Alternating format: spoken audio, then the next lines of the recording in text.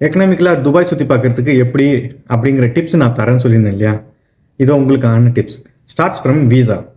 அதாவது வீசா மொத்தம் 3 வகையாக இருக்குங்க. ஃபர்ஸ்ட் வீசா என்னென்னா ஷார்ட் டேர்ம் வீசா. அது ஷார்ட் டேர்ம் வீசா என்னென்னா, ஒன்று டூரிசம் வீசா, இன்னொன்று விசிட் வீசா.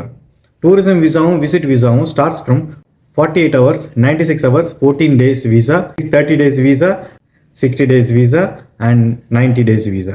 இது ஏற்கனவே இதோட ரூல்ஸ் அண்ட் ரெகுலேஷன் என்னென்னா ப்ரீவியஸ் வீடியோவில் நான் உங்களுக்கு சொல்லிட்டேன். நீங்களோட ப்ரீவியஸ் வீடியோ செக் பண்ணி பார்த்துக்குங்க.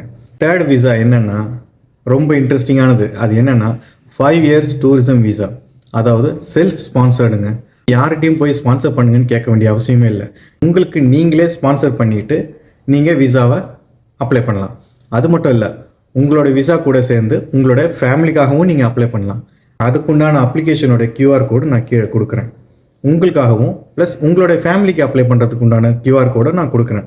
ப்ளஸ் அடிஷ்னலாக நான் கீழே லிங்க்கும் கொடுத்து வைக்கிறேன். ஒரு வருஷத்துக்கு 90 நாள் ஸ்டே பண்ணிக்கலாம். இந்த லாங் டேர்ம் டூரிசம் விசா யாருக்காகனா, யாருக்கெல்லாம் ஃப்ரீக்வெண்ட்டாக இங்கே ஃபேமிலி விசிட் பண்ணுறாங்களோ, யாரெல்லாம் இங்கே ஃப்ரீக்வெண்ட்டாக டூரிசம்காக வராங்களோ, யாரெல்லாம் இங்கே ஃப்ரீக்வெண்ட்டாக பிஸ்னஸ் பர்பஸ்க்காக வர்றாங்களோ எல்லாருக்குமே இது பொருந்துங்க. யார் வேணாலும் எடுத்து வைக்கலாம். யார்கிட்டையும் போய் ஸ்பான்சர் கொடுங்கன்னு சொல்லிட்டு கேட்கணும்னு அவசியம் இல்லை.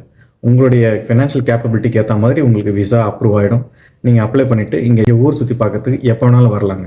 ஃபார் எக்ஸாம்பிள், நீங்கள் ஒரு மாதத்துக்கு 10 நாள் வந்து போகிறீங்கன்னு வச்சுங்களேன். அந்த மாதிரி நீங்கள் 9 மாதம் 10 நாளாக வந்து போகலாம். ஸோ அந்த ஒரு வருஷம் ஸ்டார்ட் பண்ணுறது எப்போத்துலேருந்துன்னா, எப்போ உங்களுக்கு விசா அப்ரூவ் ஆகி விசா கிளம்பிச்சோ அன்னிலேருந்து 1 year, அதில் 90 days, நெக்ஸ்ட் இயர் அதில் 1 year 90 days, இப்படி 5 வருஷத்துக்கு இருக்குங்க. இதில் செக்யூரிட்டி டெபாசிட் இருக்குது. நீங்கள் பே பண்ணுற இந்த செக்யூரிட்டி டெபாசிட்டு உங்களுடைய விசா, சப்போஸ் நீங்கள் ஃபேமிலி விசாவாக மாற்றுறீங்கனாலோ இல்லை இங்கேயே ஏதாவது வேலை கிடச்சி ஜாப் விசாவாக சேஞ்ச் பண்ணுறீங்கனாலோ நீங்கள் கேன்சல் பண்ணும்போது அந்த விசாவுக்கு உண்டான செக்யூரிட்டி டெபாசிட் உங்கள் கைக்கு திரும்பி வந்துடும். ஸோ உங்களுக்கு விசாவுடைய டவுட்ஸு கிளியர் ஆயிருக்கும்னு நினைக்கிறேன். எத்தனை வகையான விசா இருக்குன்னு உங்களுக்கு டவுட்ஸ் கிளியர் ஆயிருக்கும்னு நினைக்கிறேன். இது மாதிரியான இன்ட்ரெஸ்டிங்கான இன்ஃபர்மேஷனுக்கு என்ன நீங்கள் ஃபாலோ பண்ணிக்கங்க. அன்டில் தட், உங்கள் அமீரகன்.